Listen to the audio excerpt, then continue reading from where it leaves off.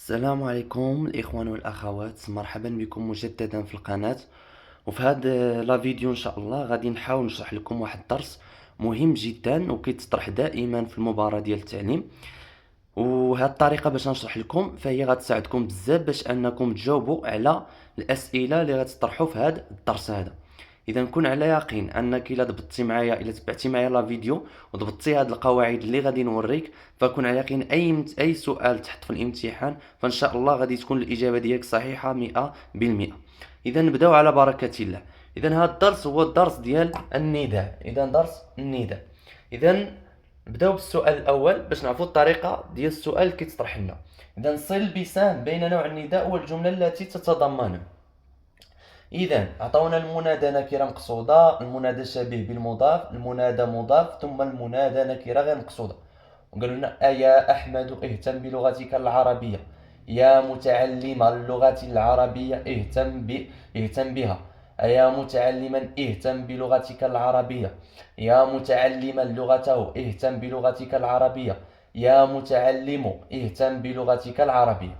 إذا النداء كنهضروا على المنادى. اذا هاد الكلمه ديال المنادى شكون هو؟ المنادى هو واحد الاسم ياتي بعد اداه النداء. شكون هما ادوات النداء اللي عندنا؟ يا، ايا، هيا، الهمزه. اذا مورا هاد الادوات ديال النداء كيجينا واحد الاسم. هاد الاسم هذا كيتسمى المنادى. اذا هو اللي كنسميوه المنادى. اذا شكون هو المنادى؟ هو واحد الاسم كيجي بعد اداه النداء، يعني داك الشخص اللي كتنادي عليه هو اللي كيتسمى المنادى. اذا شنو خصني نضبط في هذا الدرس ديال النداء؟ هما جوج حوايج. اذا المنادى هذا اش كنهضر؟ المنادى هو اللي كيطرحوا فيه اسئله على هذا على الكلمات.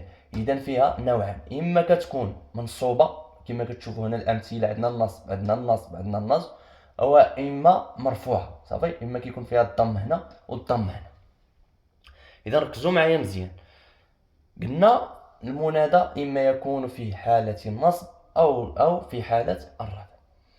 إذا لا كان المنادى منصوب فيه النصب، إذا عندنا فيه ثلاثة هاد الأنواع. إذا لا شتي الكلمة اللي مورا أداة النداء منصوبة فيها الفتحة، إذا شنو غتحلك هادي؟ غادي تديك لاش ثلاثة ديال الأنواع ديال المنادى صافي. إذا النوع الأول المضاف، النوع الثاني شبيه بالمضاف، والنوع الثالث نكرة غير مقصودة. هذه في حالة ما كان عندنا المنادى فيه الفتحة.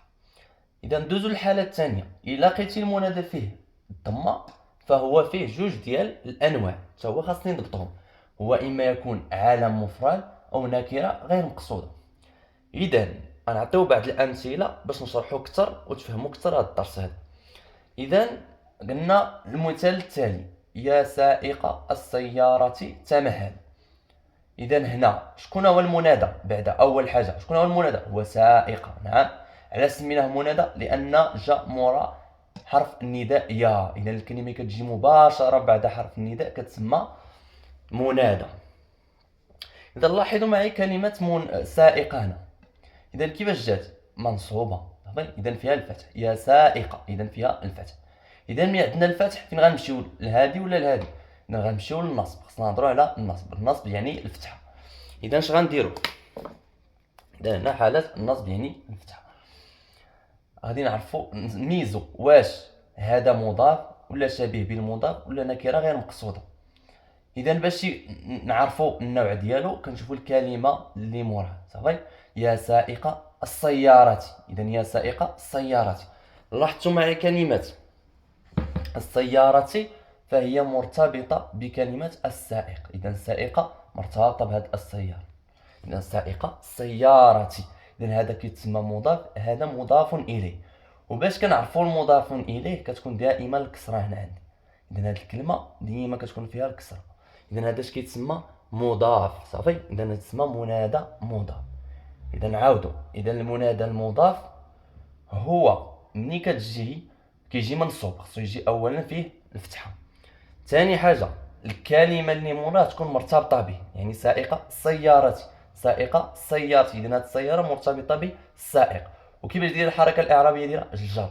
اذا هنا في هذه الحاله كنهضروا على منادى مضاف. اذا ركزوا معايا غندوزو الان للمثال رقم 2. عندنا يا سائقا السيارة تمهل. اذا لاحظوا معي جيدا، اذا عندنا يا هي حرف النداء، سائقا هي الكلمه اللي جات مورا حرف النداء كتسمى المنادى. اذا عندنا هذا المنادى هذا منصوب، ها هو فيه الفتحه صافي، اذا منصوب. اذا شنو خصني نعرف؟ شنو النوع ديالو؟ واش مضاف ولا شبيه بالمضاف ولا نكره غير مقصوده؟ اذا هنا شنو هي الطريقه؟ خصني نشوف الكلمه التي بعدها. اذا سائقا السياره، سائقا السياره. اذا هذه الكلمه الثانيه فهي مرتبطه بهذه الكلمه سائقا. اذا سائقا السياره، السياره مرتبطه بالسائق. ولكن غتقول لي حتى هذه مرتبطه، باش نفرقوا بين هذه وبين هذه؟ اذا هذه كتسمى شبيه بالمضاف، باش عرفناه بالفتحتين. اذا باش غادي تبقى تعقل على شبيه بالمضاف غتلقى الفتحتين هنا. فيما تشوف الفتحتين عرف بانه شبيه بالمضاف. علاش؟ لان المضاف ما كيقبلش الفتحتين هنا. اذا تشوف فتحتين اوتوماتيكمون شبيه بالمضاف صافي. والسياره هنا ما مكسوراش، مفتوحه سي، وكون كانت مضاف خصها تكون فيها الكسره. اذا هنا عندنا جوج الفتحات باش نفرقوا بيناتهم. قاش هنا فين كيتشابهوا هذا وهذا كيتشابهوا بزاف. اذا كنعطيك انا دابا الطريقه باش تميز ما بين المنادى المضاف والشبيه بالمضاف. اذا شنو الفرق؟ قلنا المنادى المضاف فيه غير فتحه، الاخر فيه فتحتين، فيه التنوين، شتيه؟ الكلمه اللي كتجي من موراه هنا فيها الكسره ولكن هذه فيها الفتحه. اذا نتمنى انكم وصلتوا انكم تميزوا ما بين المنادى المضاف والشبيه بالمضاف. ندوزو الان المثال الاخير. يا سائقا تمهل، يا سائقا تمهل. لاحظوا معي هنا يا هو حرف النداء، نعم.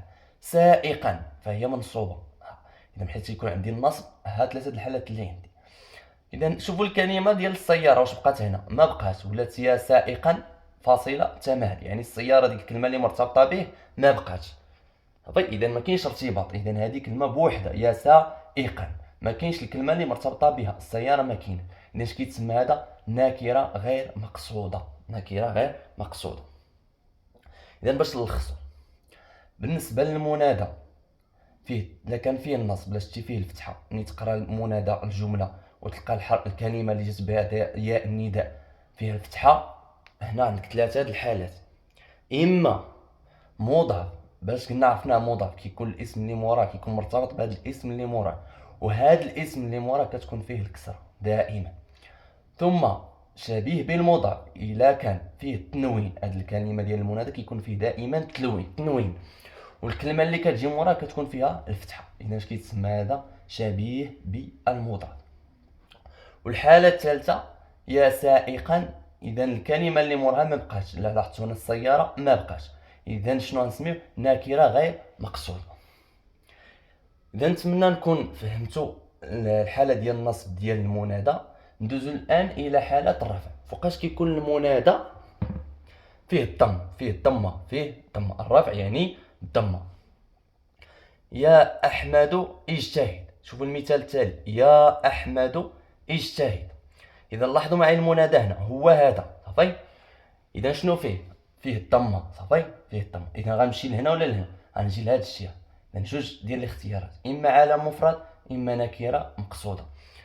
اذا يا احمد، لاحظتوا معي كلمه يا احمد فهي اسم علم، بحال زينب، بحال محمد، يعني اسم ديال شخص، الاسم محدد احمد.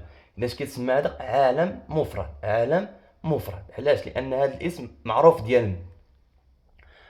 نشوفوا الحاله الثانيه، عندنا يا تلميذ. حتى هنا لا لاحظتوا كاين عندنا الضمه صافي. اذا لاحظتوا ان كلمه تلميذ فيها الضمه. اذا بغيت نحدد نوع المنادى هنا واش غنختار هذه ولا هذه؟ اذا قلنا شنو فيه الضمه، اذا خصني نفكر في جوج حالات، اما علم مفرد اما نكره مقصوده. واش تلميذ اسم علم، اسم ديال شخص؟ لا، اذا اوتوماتيكمون نكره مقصوده صافي. اذا ملي كتكون عندنا ماشي الاسم ديال شي شخص وكتكون مرفوعه فهي كتسمى نكره مقصوده. هنا كيحطوا لكم بعض الثغرات في الامتحان، يعني يبغيو يعرفوا واش ضابطين بعض القواعد اللي كنت دائما كنشير لهم، وغتلقاوهم في لي فيديو اللي فاتوا. يعني غتلقاو الرابط هنا في اعلى ديال القناه، وغتدخلوهم وتراجعوهم. يا تلميذان اجتهدا، لاحظوا معي جيدا، يا تلميذان اجتهدا. هنا الطالب اش يوقع له؟ غيشوف يا حرف نداء مزيان، تلميذان ما غيعرفش واش حالة الرفع واش حالة النصب. شنو خاصو يكون ضبط هنا؟ خاصو يكون ضبط القاعده ديال المثنى، راه كنت شرحتها في لا فيديو اللي فات، غتلقاو الرابط ديالو في على القناه، غتدخلوا غتفرجوا فيه. اذا قلنا تلميذان، اذا فهو مرفوع باش بالالف لانه مثنى. هضرنا على قاعده المثنى، تلميذان مرفوع بالالف، علاش؟ لانه مثنى. اذا قلنا يا تلميذان، اذا هذا منادى مرفوع، منادى مرفوع. اذا لا كان مرفوع اما هذه الحاله اما هذه الحاله. اذا هذا ماشي اسم عالم، ماشي اسم شخصي ديال شي شخص، اذا يتسمى منادى نكره مقصوده، منادى نكره مقصوده. لاحظوا معي كذلك هذه القاعده مهمه جدا، يا معلمون اخلصوا في عملكم. هنا عاوتاني كذلك المنادى فهو عباره عن جمع مذكر سالم، يعني خصني نكون ضابط القاعده ديال الجمع مذكر السالم وعارف الاعراب ديالو. اذا باش نذكركم، الجمع مذكر السالم باش هو اللي كيدلنا على اكثر من جوج. اذا معلمون صافي، اذا بزياده الواو والنون للمفرد، معلم مفرد، الجمع المذكر السالم ديالو كنزيدوا الواو والنون في الاخير. عندنا القاعده ديالو اللي خصنا نضبطها، يرفع بماذا؟ بالواو، يرفع بالواو. اذا شتي معلمون، هذه الكلمه خصها تكون في دماغ بانها في حاله الرفع، اوتوماتيكمون استعرف هنا راه عندي حاله الرفع. علاش؟ لان هذا جمع مذكر سالم، وجمع مذكر سالم يكون مرفوع بالواو. اذا عندنا جمع مذكر سالم مرفوع بالواو، وقلنا هذه الكلمه مرفوعه، اذا المنادى هنا مرفوع. اذا نمشي لهنا ولا هنا؟ غنمشي لحالات الرفع. اذا عندي فيها جوج حالات، اما علم مفرد اما نكره مقصوده. اذا المعلمون واش السميه ديال شي شخص؟ لا، اذا فهي نكره مقصوده.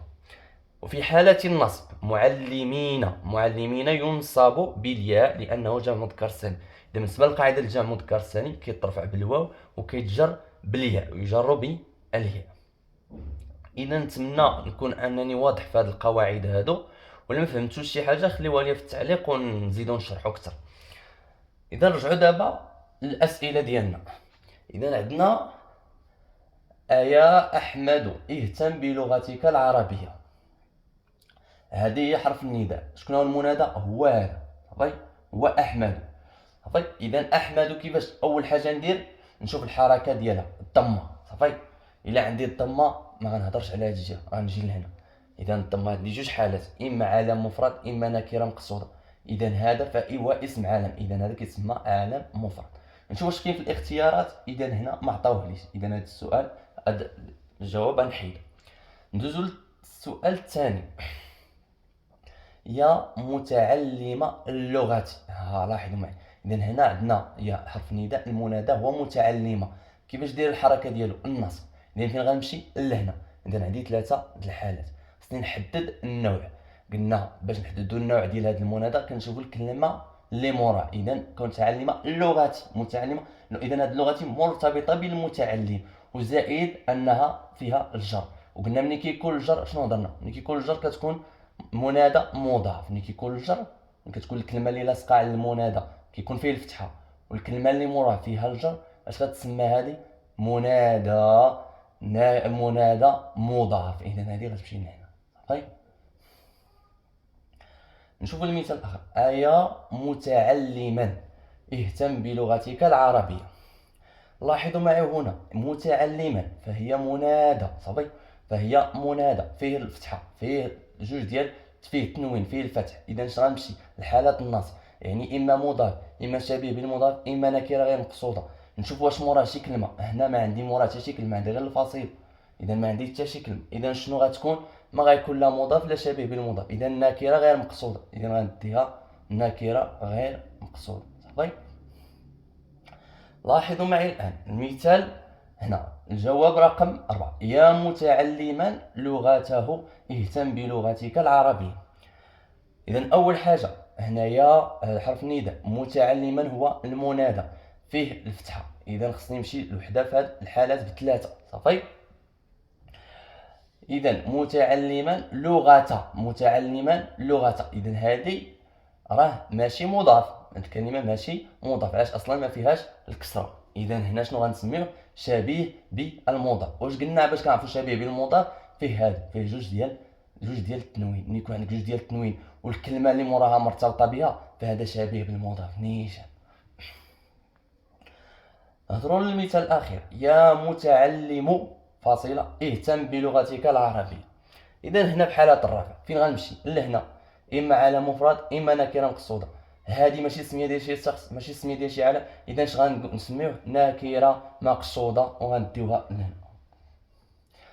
اذا نتمنى انني نكون فتكم في هذا الفيديو ويكون الشرح واضح، واي درس واي مواد بغيتونا نخدموهم ان شاء الله خليهم لي في التعليقات ونخدموهم بنفس الطريقه. وكنتمنى لكم التوفيق، وما تنساوش ديروا لنا لايك للفيديو، اشتراك للقناه، وتبارطاجيو هذا الفيديو هذا. والله يوفقكم، ونتمنى لكم ان شاء الله النجاح جميعا. والسلام عليكم، ونشوفوا في فيديو جاي ان شاء الله.